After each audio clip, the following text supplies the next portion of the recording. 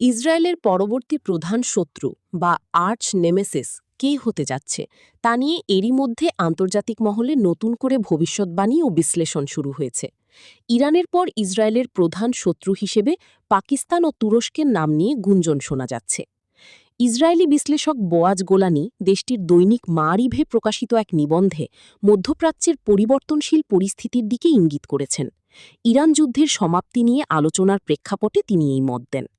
Golani বলেন, গত ৩ দশক ধরে আলী খামেনির নেতৃত্বে ইরান ইসরায়েলের প্রধান শত্রুর ভূমিকা পালন করে আসলেও বর্তমান যুদ্ধ এবং অর্থনৈতিক বিপর্যয়ের কারণে দেশটির সামরিক সক্ষমতা বিপর্যস্ত হয়ে পড়েছে। ফলে মধ্যপ্রাচ্যের পরিবর্তনশীল পরিস্থিতিতে নতুন কোনো শক্তিশালী দেশ এই শূন্যস্থানে এগিয়ে আসবে। কলামটিতে তুরস্ক বা পাকিস্তানকে ইরানের স্থলাভিষিক্ত হওয়ার দৌড়ে রাখা হয়েছে। গোলানি লিখেছেন, মনে হচ্ছে প্রতিযোগিতাটি এখন তুরস্ক ও পাকিস্তানের মধ্যে সীমাবদ্ধ। তিনি আরও উল্লেখ করেন, উভয়ই বিশাল দেশ, দুটি দেশই সুন্নি সংখ্যাগরিষ্ঠ এবং সেখানে কর্তৃত্ববাদী শাসন ব্যবস্থা সামরিক শক্তির উপর নির্ভরশীল। দেশ দুটির শক্তিশালী সামরিক বাহিনী থাকলেও আশ্চর্যজনকভাবে ইসরায়েলের প্রধান মিত্র যুক্তরাষ্ট্রের সঙ্গে তাদের সুসম্পর্ক বিদ্যমান। গত এক সপ্তাহে ইসরায়েল ও তুরস্কের মধ্যে উত্তেজনা চরমে পৌঁছেছে।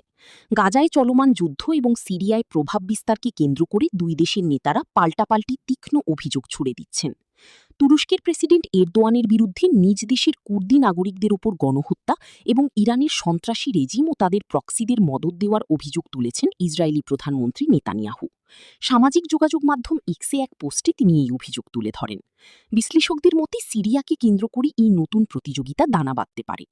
অন্যদিকে ইরান যুদ্ধের সময় মধ্যস্থতাকারীর ভূমিকা পালন করলেও পাকিস্তানের একাধিক ঊর্ধ্বতন কর্মকর্তা ইসরায়েলের কড়া সমালোচনা করেছেন।